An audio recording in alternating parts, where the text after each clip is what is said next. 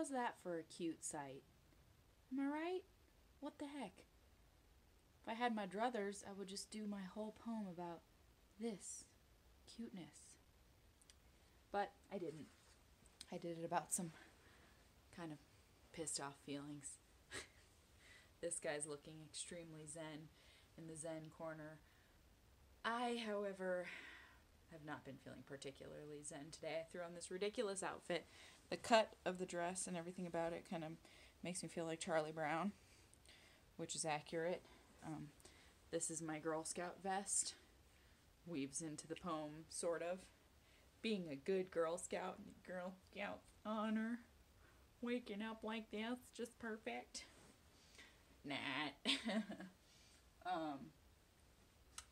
But yeah, feeling a little, what can I say? Coming up with original ass poetry. Original ass poetry every single day for hundreds of days, and outfits, and backdrops, and special locations, and invocations, and celebrations, and dedications. It's a lot.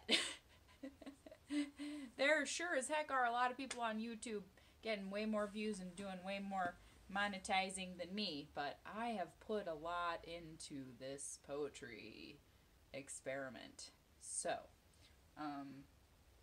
forgive me if some days it all just kind of comes out as a flood of what the fuck. I don't know. I don't know exactly what category to put it in, or what to wear with it, or the wherewithal of what the flit.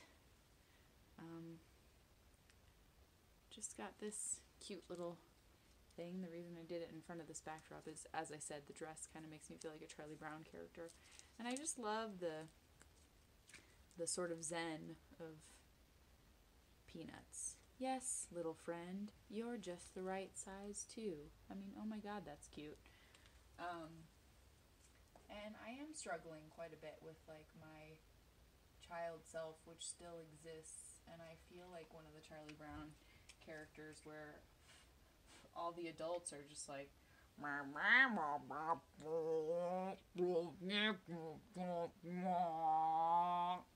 but people tell me I'm supposed to be one of them.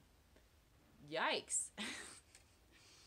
But I did it in front of this because look how cute that is. Oh my gosh, what a delightful spinning of yay, I'm alive, so I'm winning. And this is how I want to feel. This is how I strive to feel. I'm just feeling a lot of other things, unfortunately. So take it. No! Not a zen dismount. It's okay. It's okay. It was just our pal Snoopy. He had an awkward dismount. It's really okay. It's totally cool. I'm gonna go back up there and twirl in his twirling glorious way. It's hard to get this just so. There we go. Zen corner flow. Oh, I could just kiss you every second.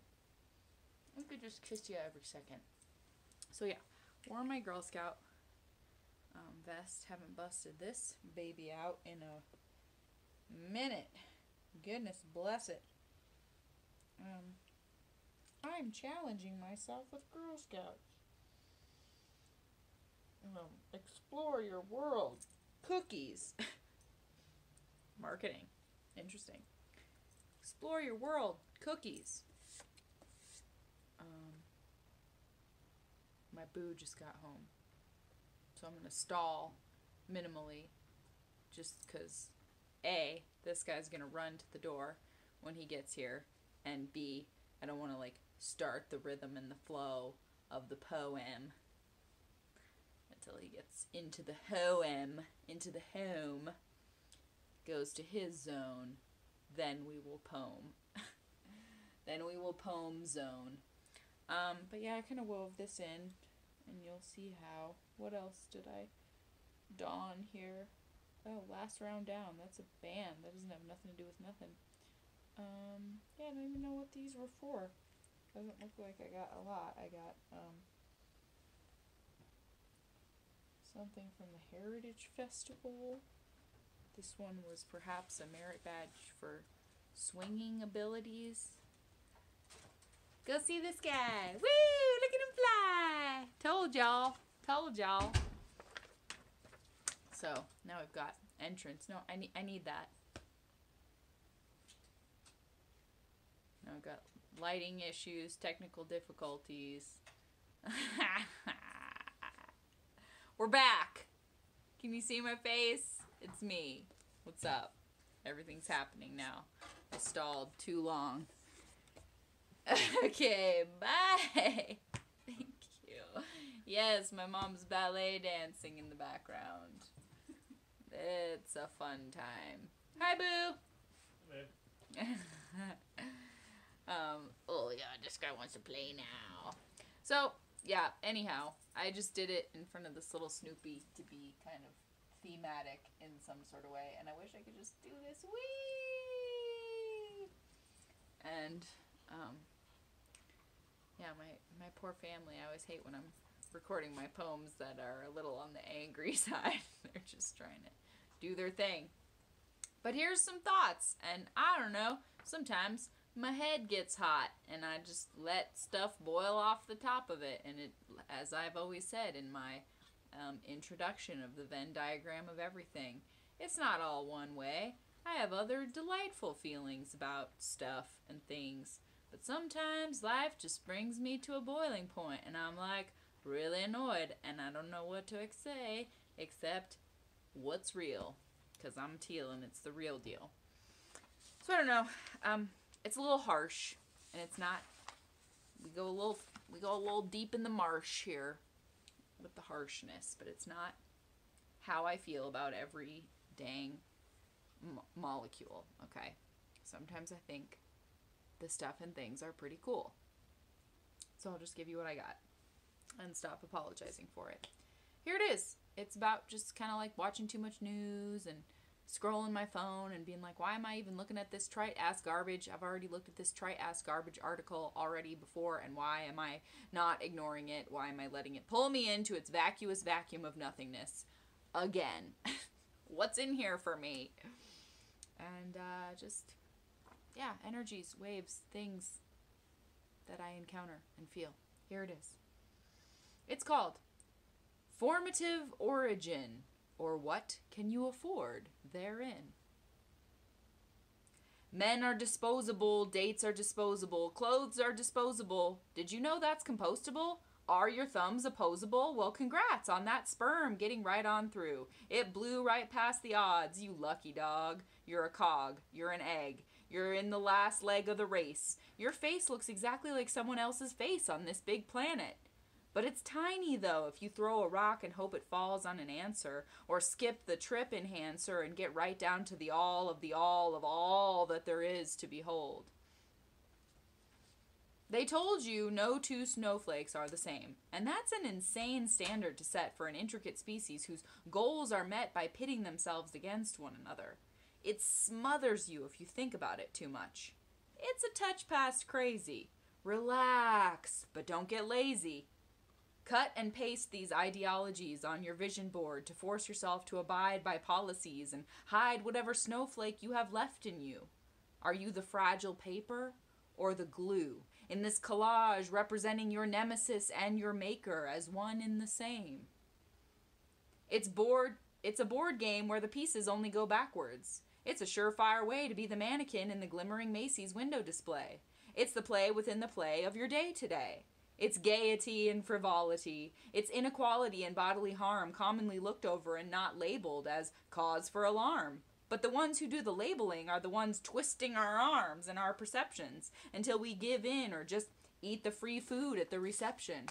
It's cleverly played deception, and half of it is still done in the name of the dude, the other dude, and the almighty erection. I'm not making a retraction or a correction here. I'm not going to wear my fear like a merit badge anymore. Polly perfect or another whore. I'm not going out for either role, no matter how much the rest of the drama club is sold on there only being those two to choose from.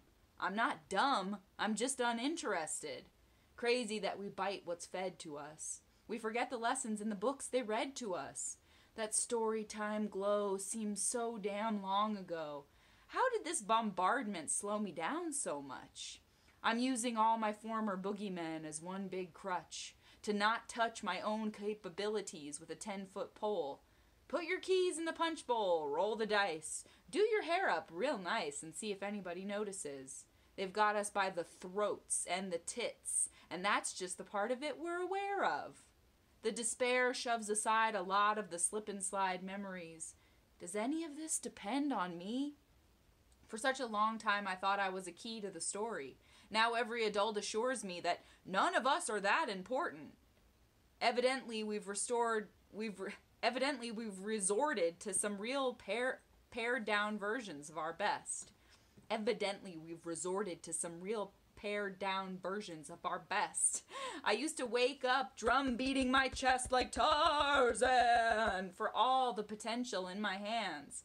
Now my plan is to just try to get to the next page without a breakdown or outrage. If my value is measured by my wage, well then I hate to say it, but I'm not making waves or ranking so high. I reflect often lately on those 6 or so years I was sure I could fly. You'd have to pry me away from my planning and scheming and dreaming about the day I'd reveal my hidden power. Every hour of my day would then be spent doing interviews about how evident my amazing talent really was. It gave me such a soul buzz to plan for my impressive flight.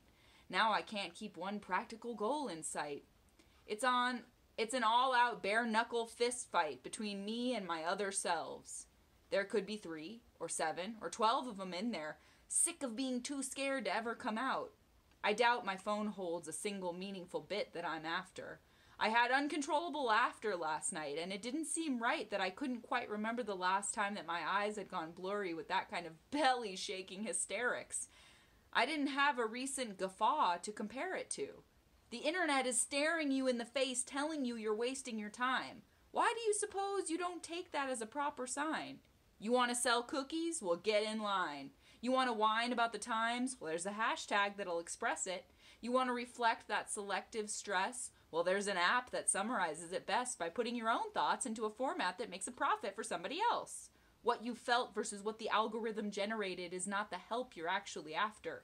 It's just that all the background noise and chatter gets you thinking some wisdom just got downloaded onto your mental platter. There's a smattering of truth left in those codes, but I'd humbly suggest a different road. It wasn't Mr. Toad who said it, but someone he encounters in The Wind in the Willows says, "Everything seems asleep, and yet going on all the time." It's a goodly life that you lead, friend. No doubt the best in the world. If only you are strong enough to lead it. I think it was the Rat. Either way, it's sound advice, and I'd be wise to heed it. So I'm just going to say that whole quote again, because, my phone did the thing where it ran out of memory, and I'm piecing these together, and I'm mad, and I forgot to delete the ones from before. It's not as easy as you think. So, blank, blank away the anger.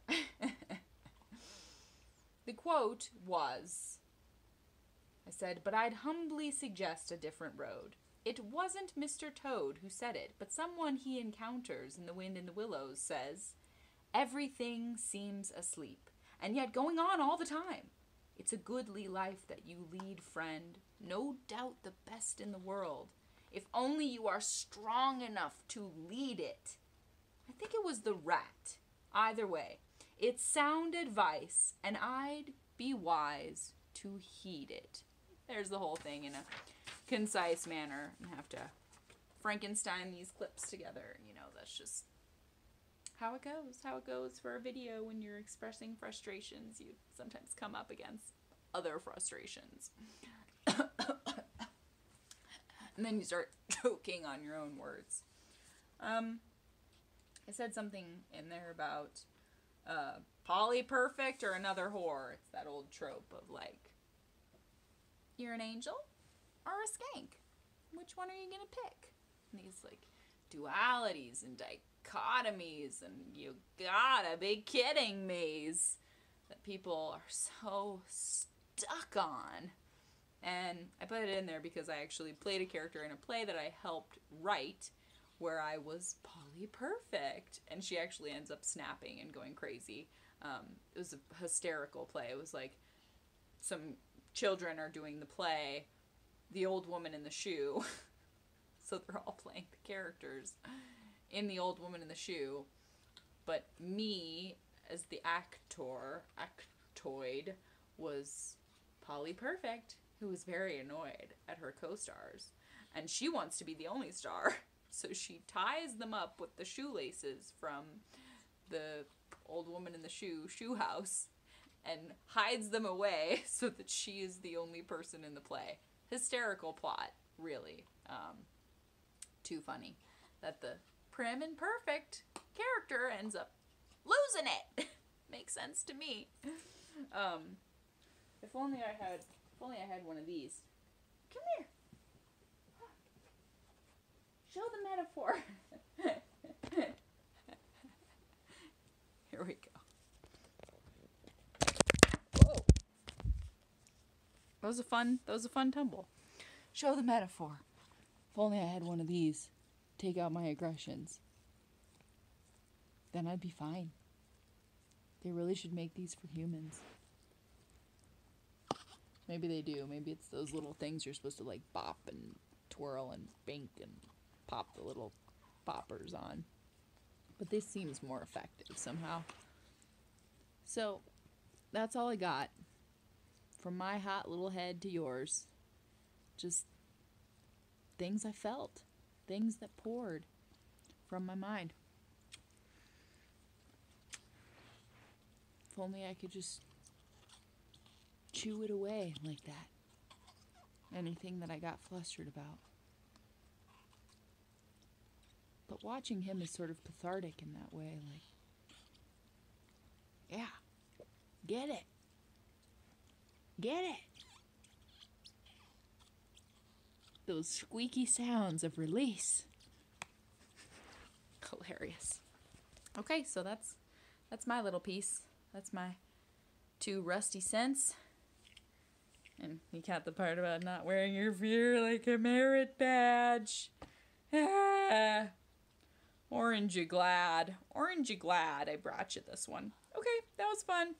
I'm on the run. I gotta go do stuff for someone and other things in life. It's been nice. See you next time.